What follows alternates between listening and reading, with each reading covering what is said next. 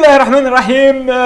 Bonjour, hello mes fanophiles. On va, comme j'étais promis hier et avant-hier, on a fini la biochimie structurelle et on va entamer directement aujourd'hui une petite introduction, mais c'est très important pour comprendre un petit peu la biochimie médicale. Donc c'est parti directement comme l'habitude, mon diapositive. Donc Overview of Energy Metabolism, c'est-à-dire une petite introduction sur l'énergie métabolique. J'ai décidé de diviser ce cours en deux parce que c'est très important et pour mieux comprendre, pour comprendre un petit peu une vision générale sur le métabolisme. Et après, si on a de temps, on va détailler chaque voie métabolique à part. Donc, mais avant de commencer, parce que nous sommes des futurs médecins, parce que nous sommes des étudiants en médecine, parce que nous sommes probablement, on est censé de traiter plus de 5000, c'est pas 5000, 5 millions Algériens qui ont atteint le diabète. Donc, la biochimie, c'est très important pour ces patients, pour comprendre un petit peu le mécanisme de diabète, bien sûr. Donc, je veux commencer par la glucose tolérance curve, c'est-à-dire la courbe de la tolérance de la glucose, c'est-à-dire chez les personnes normales. Et après, on va parler des patients diabétiques, bien sûr. Chez les personnes normales, lorsqu'ils mangent quelque chose, lorsqu'ils mangent le repas à midi ou le repas de 10 heures, il y a une augmentation de taux de glycémie, ce qu'on appelle une hyperglycémie physiologique. Mais après quelques temps, il y a une activation des hormones, d'un seul hormone, parce que je connais à ma connaissance, un seul hormone hypoglycémion qui va rendre la glycémie à la normale.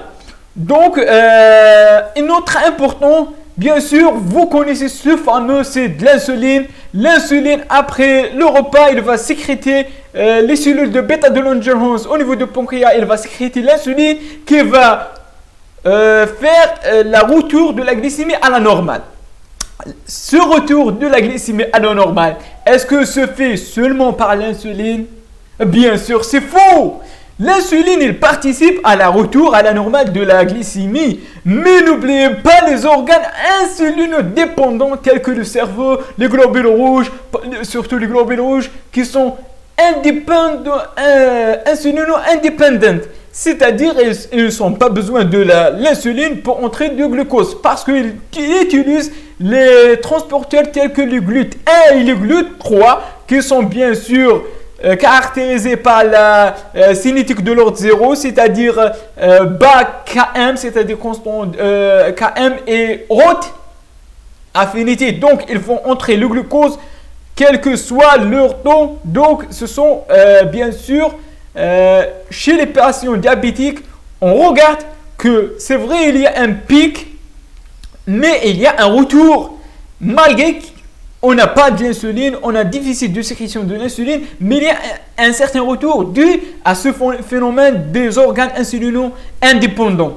Donc, vous comparez les courbes, une personne normale et une personne diabétique. Une personne normale, il y a une pic de la glycémie, mais la retour anormal, regardez le temps. C'est le temps de l'activité du système de l'insuline, bien sûr, hormonale. C'est très petit par rapport à le système de glucagon et les autres adrénaline et les autres catécholamines qui sont plus longues. Donc, l'activité de l'insuline est très petite, mais l'activité du glucagon est très longue. Et le pic, cette pic de glycémie qui vont atteindre 2 grammes, ou bien ça dépend c'est tout bêtement, ça dépend de le repas que vous mangez.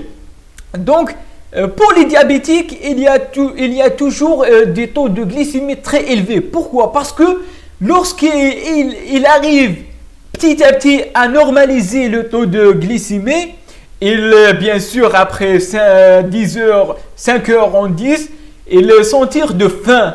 il doit manger. Donc il partit de manger et le taux de glycémie va revenir toujours en eau. Donc, quelle est la durée de l'activité de l'insuline? Quelle est la durée? C'est très important de comprendre quelle est la durée qui va être dans le pic de hyperglycémie physiologique. Bien sûr, c'est 45 minutes. 45 minutes, ça suffit pour il y a un pic et 90 minutes. C'est très important, c'est très important.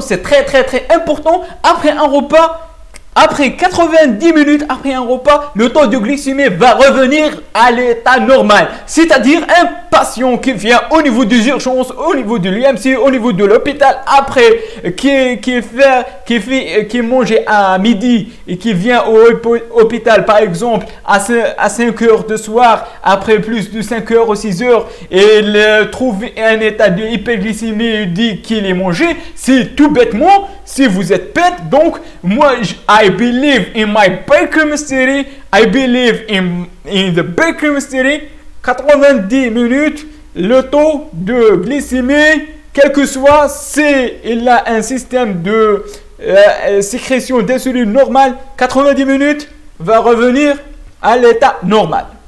Donc c'est une petite introduction parce que la maladie du diabète ça va devenir, on a plusieurs patients, donc c'est une courbe très importante et le temps c'est très important. Vous comprenez plusieurs choses, vous comprenez sous courbe que le taux de glycémie c'est très élevé chez les patients diabétiques qui va entraîner des complications, qui va entraîner la glucosation d'hémoglobine, le groupement aldéhyde qui est très actif dans le glucose qui va entrer avec la fonction amine de l'hémoglobine qui va entrer la glucosation et la glucosation d'autres protéines. Donc on a fini par la courbe du glucose. On va donc une vue générale sur les trois principales catabolismes, c'est-à-dire donc on mange les carbohydrates, les protéines et les graisses. Donc les carbohydrates va dégrader en glucose, les protéines va donner des acides aminés et les graisses va donner les acides gras. Ces trois choses va trouver un route commun, un rond-point qu'on appelle l'acétyl-CoA, c'est très important. Tous les routes vont donner l'acétyl-CoA. Cet acétyl-CoA va entrer dans qu'on appelle le fameux cycle de Krebs, un cycle très important pour la vie, un cycle qui dit la vie. Pourquoi? Pourquoi on mange? D'ailleurs, pourquoi on mange? On mange pour ce schéma, on mange pour avoir de l'énergie. Donc, on mange pour avoir de l'énergie. Donc, l'acétyl-CoA va entrer dans le cycle de Krebs. Le cycle de Krebs va donner un ADH et le FAD qui va entrer dans Electron Transition Chain qui va synthétiser bien sûr un molécule très important, l'homone de la cellule. L'homone, tout le monde aime l'homone, c'est de l'ATP. Donc qui va synthétiser l'ATP. Ce ATP, on a un rendement de 50% pour les cellules et l'autre 50% bien sûr pour maintenir la température corporelle alentour de 98,6 Fahrenheit ou bien qu'on appelle 37 degrés Celsius. Donc 50% de nos énergies, 50% des choses qu'on mange sert à maintenir bien sûr le taux de température corporelle. Donc c'était une petite introduction à la biochimie médicale. Donc la biochimie médicale c'est très important pour comprendre des maladies, pour avoir interprété des résultats, pour mieux comprendre des choses. Donc la biochimie médicale c'est une étape très importante. Donc je vous remercie. À la prochaine Inch'Allah. Donc n'hésitez pas de abonner dans notre chaîne YouTube. N'hésitez pas de partager ce truc là, c'est court. Si vous êtes